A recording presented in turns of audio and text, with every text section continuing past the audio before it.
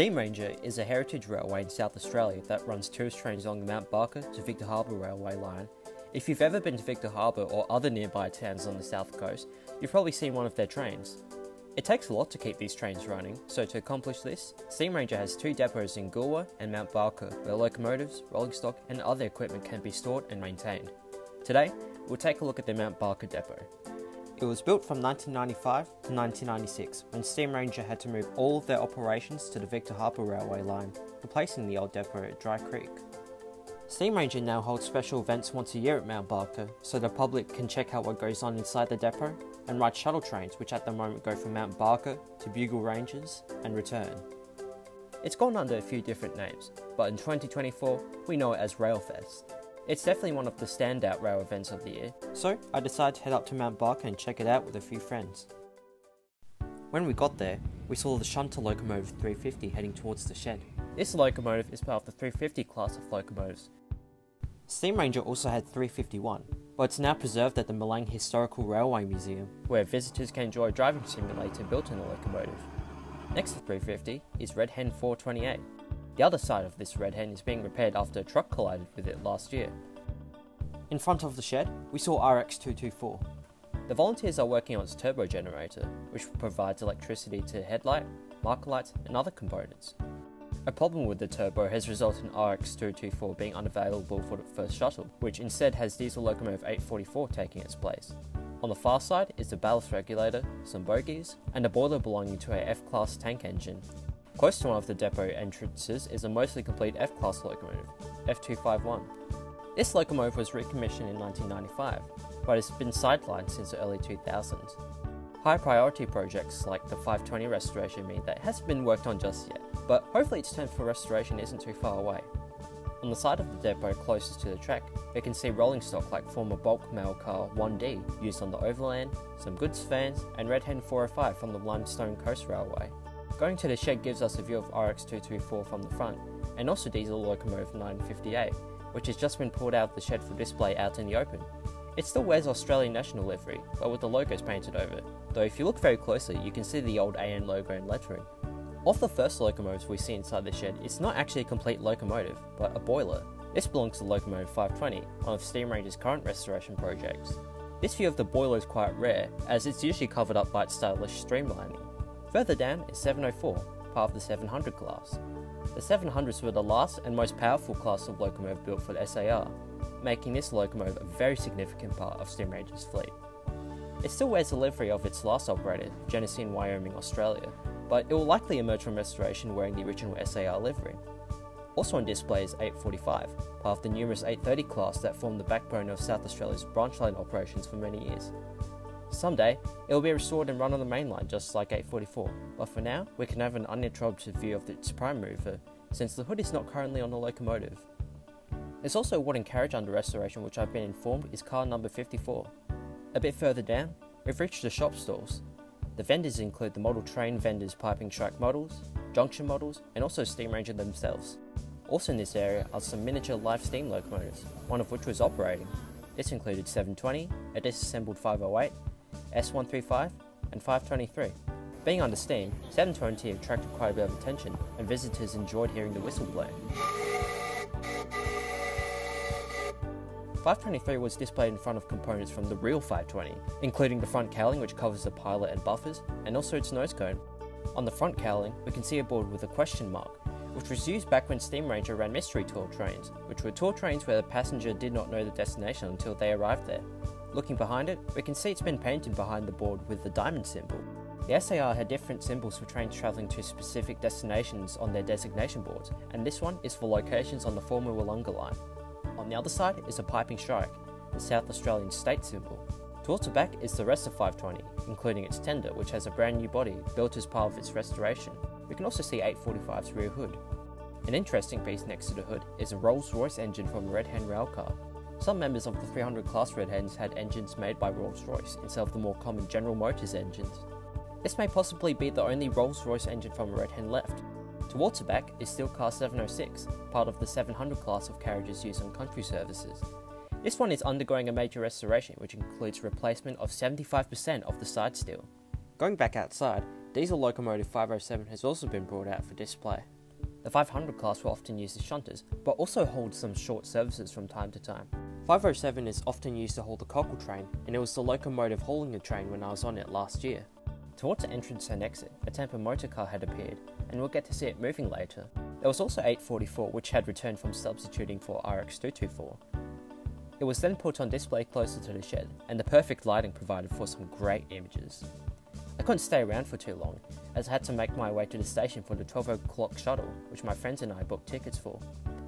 I photographed 621 heading into the station, but it went down a bit further than I thought it would, so I briskly walked down to the end of the platform to photograph it, and also get in line for the spot we wanted, a seat closest to the locomotive. After a few minutes, the train was off on its way to the former Bugle Ranger station site.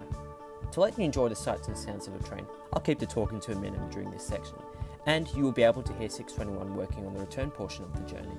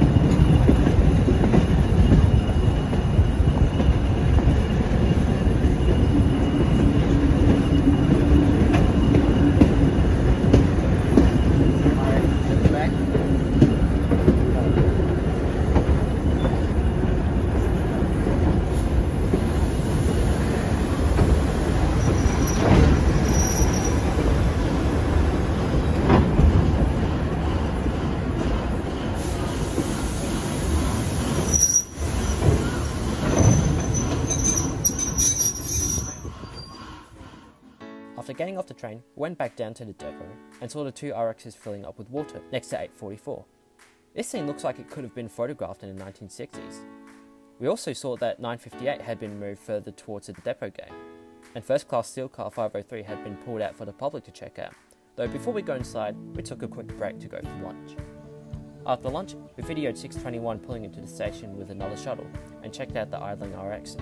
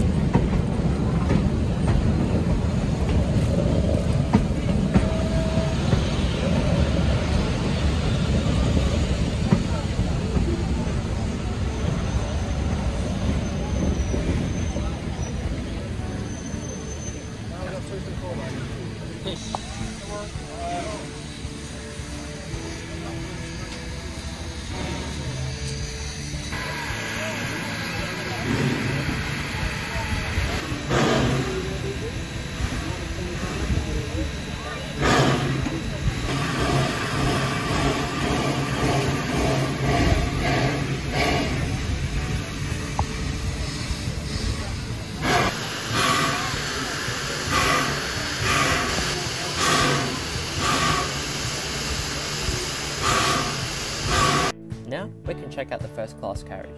We spent a few minutes sitting down and taking in the vintage features of the carriage, including the shiny wooden interior. The next shuttle departed the station while we were sitting inside, and it appeared to gather the attention of pretty much everyone outside. Next, we looked at the other side of the steel car and saw that the Tampa motor car was being started up.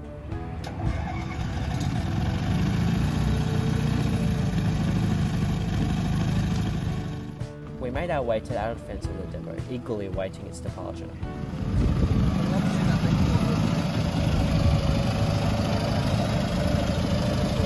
Before it left, Route 50 pushed 958 to couple up with 503, clearing a track for the motor car.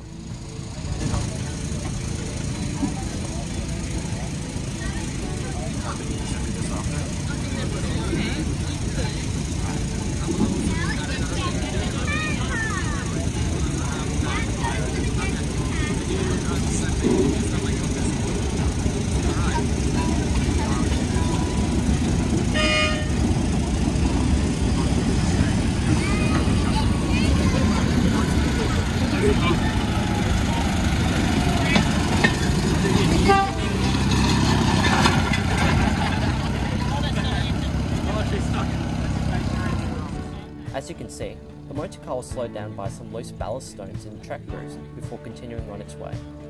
As 350 shunted the constants back into the shed, we started making our way home, concluding a very productive day out. Well done to SteamRanger for making such a great event happen, and I hope you enjoyed this video. Leave a comment below if you were there or if you liked the video. Thanks, and I'll see you in the next video.